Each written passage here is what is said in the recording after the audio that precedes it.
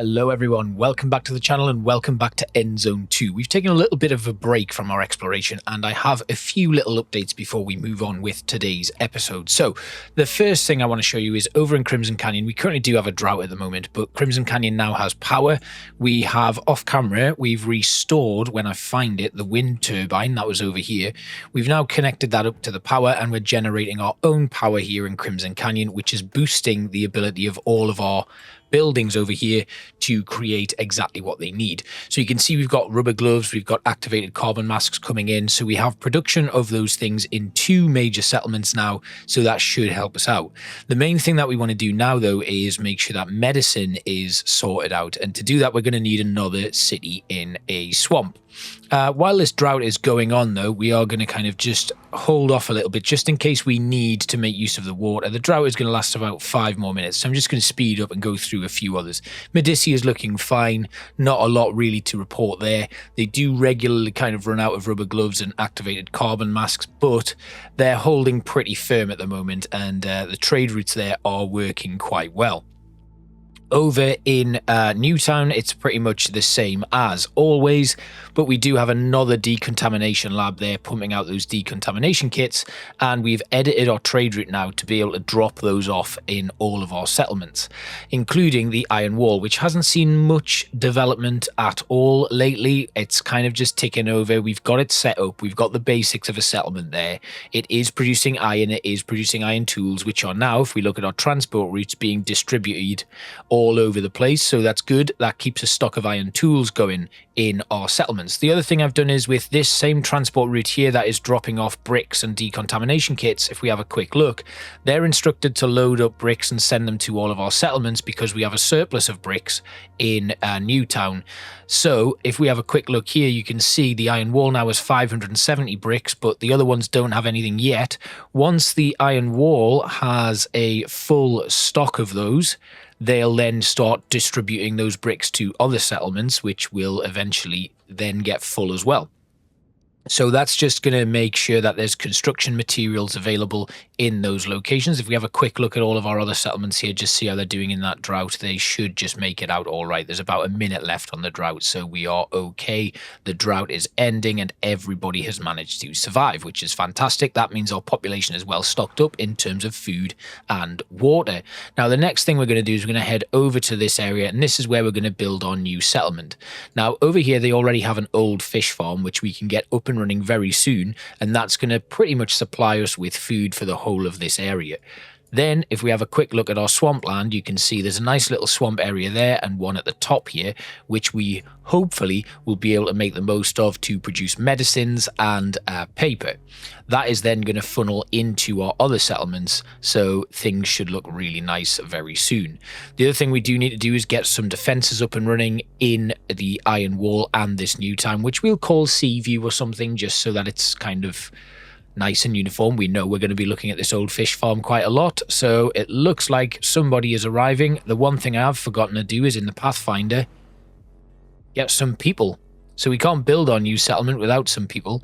We need at least 2 citizens to live in this one, so we're going to have to head back with somebody. I did have, if I have a look here, I think the nomad that I've got. Yes, so we're going to bring the nomad back. We're going to exchange the water that's in there and the food and bring some people along instead. And then we should be able to build our new settlement. I think I might need to trade that over to the Pathfinder though, just to be on the safe side. But once that's done, we can get this settlement set up where they are also going to have a copper mine, which will be useful. There's some hunting grounds and restorable ruins, but it's just the fish farm. But that will at least get us a nice supply of food in the early phases of development here. Now, looking over here, we can see our Pathfinder has some stuff there, what we can use, and then we've loaded up with coal, scrap tools, plastic, cloth, loads of things that we might need to get this settlement ready for action. We'll then get the swamp farm up and running, and that'll be a really nice start for us. So having kind of like a dedicated main settlement is really helping us now, and things are starting to grow quite nicely. We're just going to drop these off. We are going to then take 10 citizens to the new location. Is there anything else I could maybe grab here? I think we'll take some let's take some carbon masks as well, actually, just so that those people are going to be protected when they get there, because I imagine if we have a look at the analytics, it doesn't look like there's any radioactivity there yet, possibly because this settlement hasn't yet been unlocked. But once that nomad arrives, we can actually get in and start things off. Now, I am going to leave the access point here, and we do need to be very careful of where we put things around the settlement because of these swamp farms. So again, it's another slightly smaller settlement. We're probably going to have to put our main housing area and our town centre right next to that farm there, the fish farm. And then we can probably fit in the houses around it. But this is going to be another one where I utilise the shelter.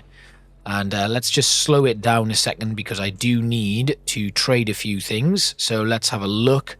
We need the wood. So let's swap this water for the wood and swap the scrap for the food. Can I now build my settlement here? Let's have a look. Yes, we can. So we'll build that. And then we will build our outpost probably here. Right next to the fish farm there. And then we've got a few houses that we can put in, or we move it all the way over to here where we should then be able to fit some in. It's very difficult to make sure that we place this right. So let's just have we'll put it there.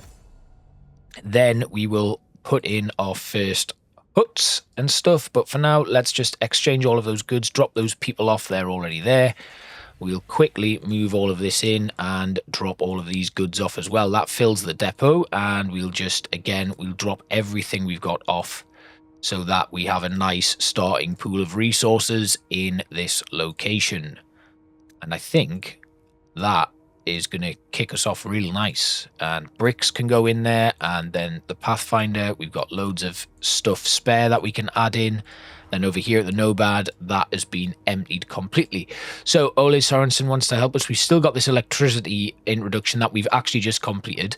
So that involved us getting a load of electricity produced. So that's now done, which is great. We've also got the shelter that we are going to be able to put in very soon. We'll put one right here next to the fish farm. But first things first, we need 500 lots of water.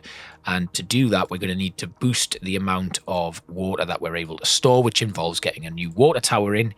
And then we can get the fish farms sorted out. Right, so let's have a look at our tents. We can put in a house right here, a little hut. So I'm going to do that. In fact, maybe we want to just kind of be a little bit trickier with this, just so that we're fulfilling as much of the place as we can. Wonder if we can put a house here and then a house here. Then we can add another house in there and run the road going out that way. And then we'll just kind of lock all of this off as best we can. Yeah, like that. I think that's good. And then we can put a gravel path that goes in here and then down to our access point, and then around here we'll do a road that goes to the fish farm. Right, good. That's a decent start. Then we need to get some water so we can build an upgraded jetty. We can also build the water pump, which requires a body of water, but we also need lead, I think, for that. That will be a massive boost to us. It will allow us to, it does need electricity though. We've got the rain collector that we can put in, which produces water for a settlement when it rains. And then we've got the upgraded jetty, which obviously gives us a lot per minute. So this is further development of the extended jetty. So I wonder what that does, because it looks like maybe it's just a boost to what you produce at the extended jetty, and it kind of naturally just increases. So for now, we will put this there. We can then add a water tower right next to it. Probably going in here. Or can we get it so that it covers most of that body of water? That'll mean that whenever we get a new jetty, that's going to be in range of that water tower. Right, that works out quite nicely. So we can then run a road down here and then another road down here and going up to the water tower. Obviously, I want to try not to have these kind of come along any further, so we're just going to try and mark that out there. That's good. When that's built, we've got the upgraded jetty, we've then got the water tower, and then we need a source of food, which will hopefully come from that old fish farm. So we're just going to speed things up here. Our houses should get built pretty quickly, And then we will get the outpost, which we've got here. Oh, we know we have the outpost, so we're not going to let them use these things. We're just going to keep them pretty low. Then, once the water tower is built, we've got coal already, so that'll filter out the water, and we can get people right. Lizzie Rasmus is arriving, so we are going to have action stations on this lot here. They're going to go and meet Lizzie right next to her entry point. Now, there are a couple of vehicles. I think it's just the Pathfinder that I don't want to bring out because they've got food that I'm going to need. And then we will bring this little convoy, not getting the Pathfinder in there, and they're going to come down to this little crossroads here for a confrontation with Lizzie Rasmus. Now, Lizzie is heading to the Iron Wall. She's bringing 2 vehicles, 2 Reapers there, and these ones are just the tanks that kind of wait around. So she's not actually going to do anything, but it looks like my vehicles have chosen to go the long way around here. What I really don't want is for my buggies that are there to get destroyed. So let's get this upgraded jetty in, get some people working in it. We can have 2 people working there without it being an issue. And once we get 500 water, which we now have, we can rebuild that old fish farm. And this is going to be great because that should provide enough food for the entire settlement, which is exactly what I was hoping for. So we're just going to speed things up. It looks like those Reapers, we've got to be very careful because this buggy here will get absolutely ripped apart. So while they're there, they're just going to grab some loot from that little settlement there. And you can see they're not actually following us, which is great. So we can just kind of get into range. I'll bring the buggy down to here. They haven't actually made it to the crossroads. They're kind of just parked outside, so we can move in. They're just taking pot shots at us, which is actually really good for us. So we load in that stuff, and then we'll bring this down. And it looks like, yeah, we're making very short work of them. Then we'll just go in and pick up what's left. We've got some stuff here that we can take, so we'll just loot the wrecks. Bring that in and bring another one in. And that's done. And then their main vehicles are coming in now. Excuse the noise. It's very loud, actually. I just, you know, the noise of the those battles is pretty extensive. Right, so we can now put people to work in the fish farm, and that should be good. We're producing about 119 fish per minute, which is perfect. That's actually really useful. So Lizzie says we're pathetic, but I think she's pathetic, so let's just move away from here and we'll link up with this buggy. And we've actually managed to gather quite a few items there from that battle, as well as other battles that we've been in. So we're going to head back to our main settlement. We're then going to just have a look at what we can do here to further boost things. We actually do need scrap and lumber, so we are going to have a look at our raw materials again. We're going to build our first scrapyard, and we're just going to build it here so that it's in range of that building there that I want to demolish first. We'll just set up the area of work there, and then again we'll get a wood cutting lodge. There's not really a great amount of trees here, so it looks like we're probably going to have to grow our own forest. So let's just build a little lumberjack's hut wood cutting lodge there, and then we will have them go and wipe out all of the trees in this little space. And then out here, or maybe here, once that building has been removed, we can then start growing some more trees there. And let's just put this tree nursery here. We are missing some resources for that. I assume it's going to be wood.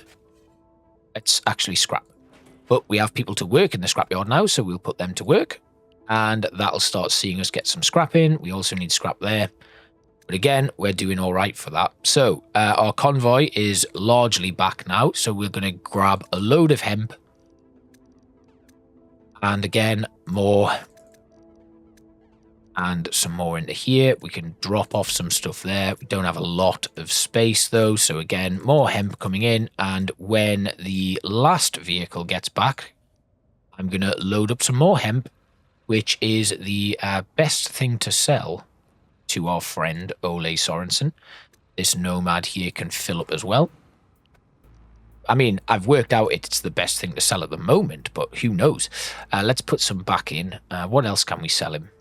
Wonder if we could maybe try and trade some like cloth or rubber. Rubber will do.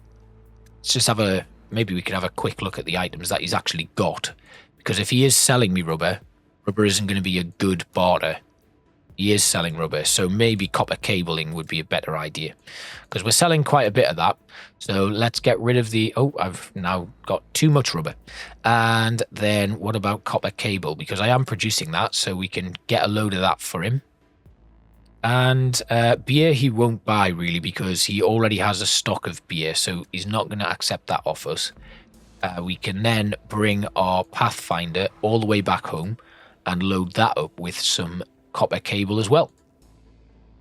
Right, we still apparently have an attack on the iron wall, even though Lizzie doesn't have anybody else here. Pay a tribute. Well, she wants a tribute, but there's nobody here. Like, have they all gotten stuck somewhere, or are they coming from a different area? This could be a bit of a bug that we're spotting, but who knows?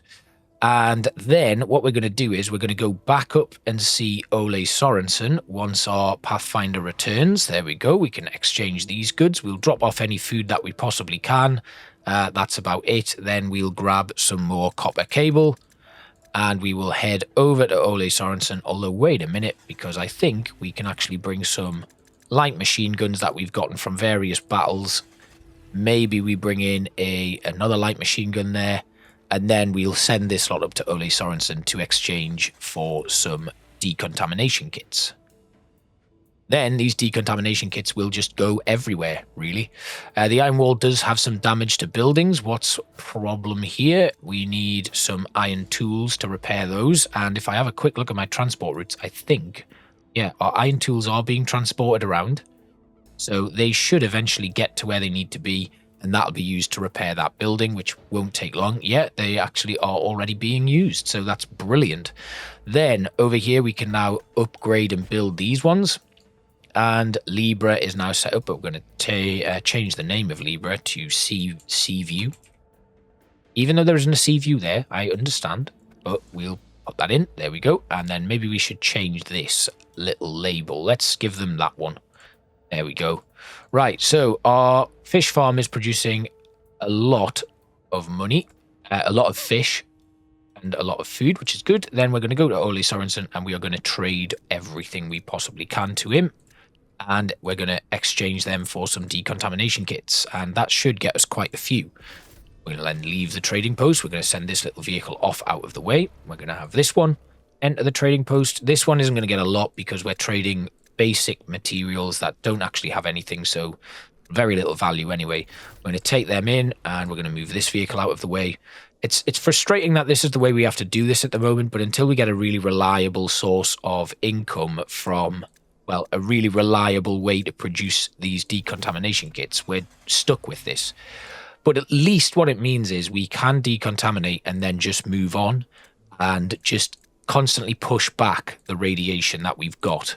And that's just kind of the best way I've managed to work it out at this moment in time, until we get a really strong source of income from those iodine mines and stuff. We need to get into zone 3 for that, though, so it's a bit far off for us, unfortunately. But it probably isn't that far. And we're going to get quite a nice amount of decontamination kits from this lot anyway, so that's fine. Let's just add some of these in. Not a great deal for the purely copper cable run, though. But I think the rubber is actually bringing that down substantially. But that does give us a lot, really. So if we just kind of trade between vehicles here, you can see if we just pop everything into the Nomad, we are getting... That's a stack of 50 there. And then if we go to here, and again... That's not going where I want it to go, but that's okay. We'll just move this away. It's gone into another mule somewhere. I think we might come out with about 150 there for our work, so that's pretty decent. We're getting to the 100 mark now. This mule ended up with quite a lot, and that is 163. And I think that is it. 163 decontamination kits going in, and that is now going to allow us to spread those around our other settlements, so that's really good. We've got a drought coming in. It is going to impact our 3 main settlements, but we know, although Newtown is struggling to cope with getting more in, so let's put some more people working in that upgraded jetty to see if we can really stock that up quickly. Then over in Crimson Canyon, they're doing all right, and Medici is doing all right as well. So as long as Newtown can stock up very quickly, we should be okay here. Now we've got another little vehicle here that I think it's just got there first, but it doesn't have anything in it. So it's our Nomad, which is always going to arrive late. Still hasn't got here yet. Should have put them in the Pathfinder, which is a little bit quicker. Here's the Nomad coming in now with 163 decontamination kits, which is a great amount. We immediately take up some of them. So the problem is, over in our decontamination labs on this settlement, we are actually using them very, very fast. I think we use 2.5 per minute, which isn't it's not great, to be honest. So we'll just move our convoy down to here. We're going to have them go over the road and get to that space there. Then, looking at Seaview, we don't have anybody educated. We've got some people who can now work in the woodcutting lodge and, again, working in the tree nursery where we're going to start planting that forest. We'll plant it in this space around the swamp farm there. And then we've got copper and wood coming in now, which is nice. Then coal. Now, coal is something else that we're going to have to start producing here. And I will get that sorted now. So where can we put that? Now we're going to need a charcoal burner more than anything because we can't put a coal mine in here. There's no coal deposit. So charcoal burner is the next thing we need. We'll take the upgraded charcoal kiln and we want to kind of put that quite far away really. It does need to be near wood production though. So what I can envisage here is we do like a mini production area around here. So if we put the charcoal kiln there, we can then move the wood cutting lodge. Once it's chopped down all of the wood there and remove those trees, we can then move a new one next to it, which will boost the efficiency of that space. So that should be a good one to do. Now, Seaview is apparently under attack, and they are going to choose which way are they going to go. Are they going to take another route? Are they going to come down here and go across the front? Or are they going to turn and go up to here? Either way, we're going to get to Seaview. I reckon they're going to turn and go along the north side of the map there. So if we get to Seaview, yeah, they have already started turning. But another attack on a settlement is really good because it means we can get that defended quite well. And we are now starting to produce coal. We're also going to need some scrap tools, but again, that's going to come around an area where we have a scrapyard, which we don't yet have. We do have, but we need to get rid of this here. We're currently full up on scrap, so we will need to build some new logistics, and that's going to have to come in the form of some upgraded depots. Now, we're going to put an upgraded food depot here. We're also going to put an upgraded material depot over here by the coal and all of that stuff, just so we're not eating into things too much. Now, we've already wiped out those vehicles. That was a pretty pitiful attack from Lizzie there. And then we can loot that wreck, which is good. That keeps us looking nice. Then we'll move our vehicles back over to the bridge. Actually, no, we can't. We're going to keep them here because they are going to send those larger vehicles over to us. But everything looking nice, and Seaview is now set up and running pretty smoothly with a lot of people living here now. So water, and we're going to need to produce a little bit more of that. That's good. That's done. Scrap, we have a little bit more space for our scrap storage now. And then we have tools. We're going to need to make some scrap tools.